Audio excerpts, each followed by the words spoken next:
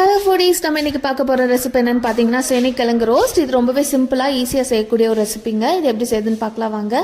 சேனைக்கிழங்கு இந்த மாதிரி தின்னாக இந்த ஷேப்பில் கட் பண்ணி வாஷ் பண்ணி எடுத்துக்கோங்க.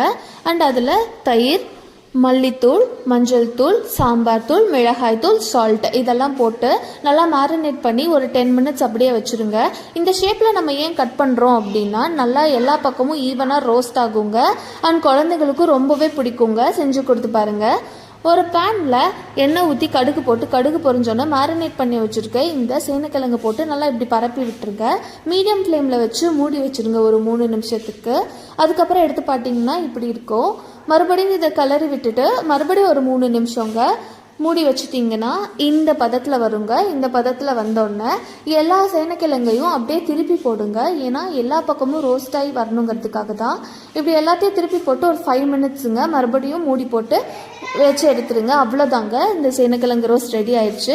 இதை செஞ்சு பார்த்துட்டு எப்படி இருக்குன்னு கமெண்ட்டில் சொல்லுங்கள். இதே மாதிரி இன்ட்ரெஸ்டிங் அண்ட் எக்ஸைட்டிங்கான வீடியோஸ்க்கு நம்ம சேனலை ஃபாலோ பண்ணுங்கள், சப்ஸ்கிரைப் பண்ணுங்கள்.